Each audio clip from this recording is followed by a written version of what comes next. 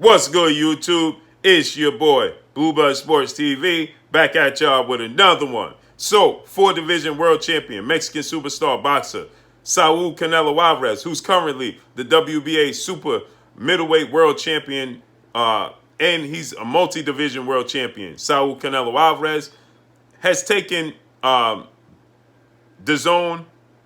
Golden Boy, his platform, his promotional company, Oscar De La Hoya, to court, citing wrongdoings in his contract.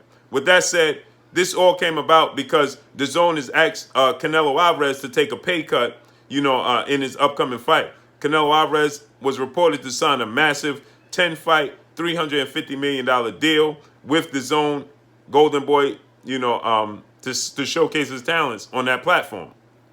Now it's looking like Canelo Alvarez has not signed that, hasn't seen the contract, has no involvement. It's just a complete mess. With that said, Canelo Alvarez campaign, he was supposed to get upwards of $30 million per fight, fighting on DAZN. Now, Canelo Alvarez wanted to face Avni Yildirim for the vacant WBC super middleweight title, and DAZN said no, they're not going to showcase that fight and lose money. That's not a big fight. They will put on a fight between Canelo Alvarez and former unified 2-division middleweight world champion, whom they just recently signed and did a partnership with, Gennady Triple G Golovkin, in a trilogy match. Canelo Alvarez has no interest in doing that trilogy match. He had no interest in facing then two-time super middleweight WBC world champion David Benavidez. David Benavidez lost the title on the scale. With that said, Canelo Alvarez, as soon as he lost the title on the scale, he's looking to make that fight. So Canelo Alvarez is not looking to fight the best. He's looking for the best opportunities, right? And DAZN is like, we're not paying you $30 million for these low-level fights. That's not going to happen. You're going to have these massive fights. We'll pay you $30 million. If you not want to have those fights, then we're not paying it. We're not going to sanction it. We're not going to give it the okay. So Canelo Alvarez is upset, and he's taking him to court. He feels like he's not getting his just dues. DAZN asked him to take a 50% pay cut, which means he will get about $16 to $17 million per fight, which is nothing to sneeze at. But when you're scheduled to make upwards of $30 million, you want the upwards of $30 million. You don't want to take a $50 million pay cut, right? So with that said, Canelo Alvarez is not a happy camper. So he's saying that, Oscar De La Hoya, Golden Boy Promotions, and DAZN pulled the wool over his eye, and he's taking him to court. The first session in the court session, he didn't fare well. He didn't have the proper paperwork. He didn't have the proper proof. So he just didn't, that didn't go over well, right? Then DAZN went back to the negotiation table and said, here, we'll give you $20 million. So they're still not willing to give him that $30 million, and they're not in, they don't feel like they could lose this case. So with that said, in come the PBC, Premier Boxing Champions, and advisor Al Heyman, who is the founder of the PBC, and Showtime, Stephen Espinoza. The WBC president, Mauricio Suleiman, petitioned and asked asked Showtime, Stephen Espinoza, CEO, and Al Heyman to fund the money for Canelo Alvarez to face Yildirim on Showtime, right?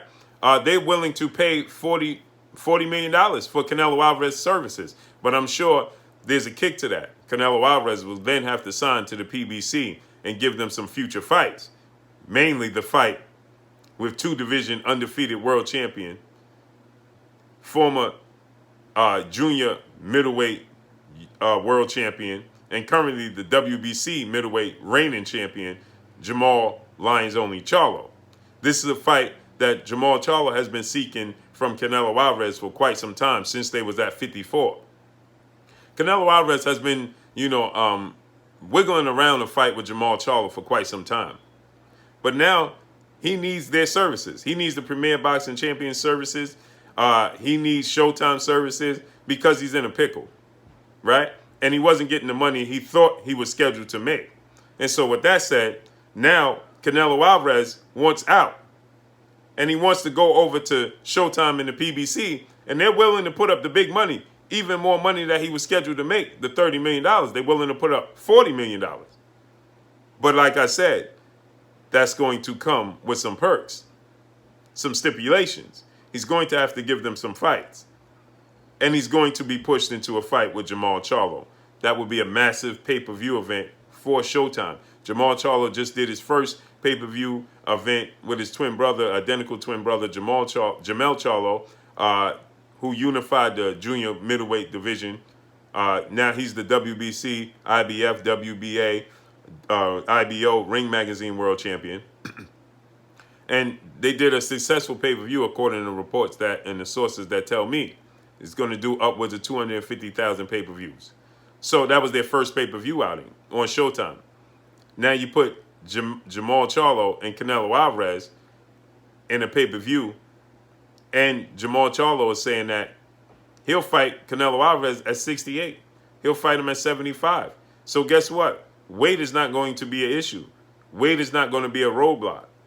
After Canelo Alvarez beats Avni Yildirim, who lost to Anthony Dirrell, and Anthony Dirrell then faced David Benavidez for David Benavidez to get an opportunity to regain the WBC title that he originally lost it outside of the ring as well. He's never lost it in the ring, that being David Benavidez. So I expect Canelo Alvarez to be successful against Avni Yildirim. But then on the back end of that, he's going to have to face Jermall Charlo. This puts Jermall Charlo in the perfect position. Because right now, Jermall Charlo said before the year is up, he wants to unify. And the only opportunity he'll have to unify before the year is up would be against Murata, or it would be against Demetrius Andrade. Murata holds the WBA regular title. Canelo Alvarez is the WBA super middleweight world champion. And Demetrius Boo Boo Andrade is a two-division world champion. He holds the WBO middleweight world champion. Gennady Triple G Golovkin will be facing what would be his mandatory for the IBF, who is not scheduled to be his mandatory, but he's just forcing himself into a mandatory position against a guy that not too many people know of, November 21st. So he's off the table, and Canelo Alvarez is looking to face Yildirim, and he's going through a court situation. So he's off the table currently right now. It's not possible for either Canelo or Gennady Golovkin to face Jermall Charlo before the year's up. So Jermall Charlo will have to, if he's looking to unify, he says only fight he wants before the year is up is a unification bout. So if that's the case, then it would have to be against either Murata or Demetrius Andrade. But let's say he does unify. That's great news. And if, let's say, Canelo Alvarez beats Yildirim, and then they'll have to square off in 2021, well, guess what? Now he said that he'll go up to 68. So he's accomplished. If he don't become undisputed at middleweight, he's still accomplished at middleweight. And if he goes up to 68 and gets the opportunity to fight Canelo, that's great too. But there's a kicker to this. See, Canelo continues to place himself and place his back against the wall, because he just recently came out and stated that everybody in the world knows his best weight is at 160. That's his ideal weight. That's the best weight he competes at. Now, he did say he wants to go up to cruiserweight and eventually heavyweight, and, you know, he's looking to dare to be great after Yildirim. But if he signs this deal with the PBC and they fund the money, Showtime and the PBC, you best believe he's going to owe them something on the back end. And that's going to be the Jermall Charlo fight. And he already came out and stated that his best weight, his natural weight, is at 160.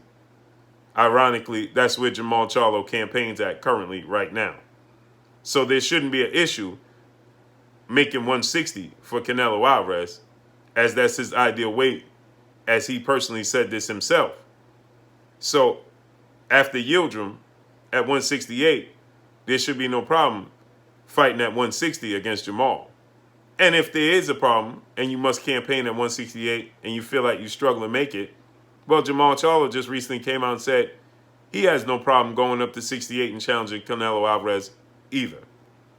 So either which way, it looks like we are going to get Canelo Alvarez versus Jermall Charlo in 2021.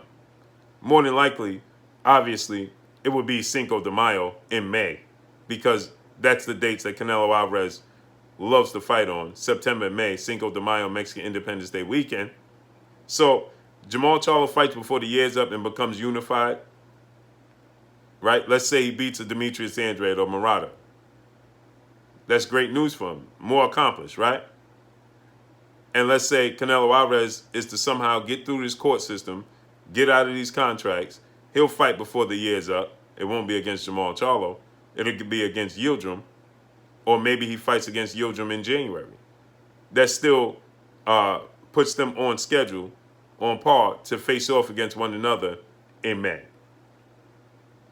So that's great news for us. But before we put the carriage before the horse, we got to make sure, we got to see Canelo Alvarez get through this court system, because he's in contracts. That's nothing, that's not a easy out. There's no easy exit with that. And if he doesn't have proof, and he's saying he never saw the contract, and, you know, it's just a hot mess, well, it's going to be difficult to get out them contracts. And then it's another thing. It's going to cost the PBC, Al Heyman, and Showtime a ton of money to be able to buy him out of those contracts. You see?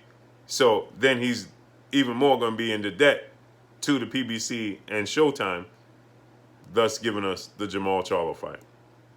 So that's all I got for y'all, man. Let's see how this all plays out. Drop a comment in the comment section. Let me know what y'all think. Y'all already know what it is. It's your boy Blue, Blue Blood Sports TV. Hate, like, comment, and subscribe. You haven't subscribed, hit the subscribe button, hit the like button, hit the bell icon to get all the new notifications. Follow me on Instagram at Blue Blood Sports TV, all one word. Y'all already know what it is. Shout out to the entire LDBC. Shout out to New Media. Shout out to Black Media Row. Make sure you like and share these videos. That's all I got for y'all. Peace.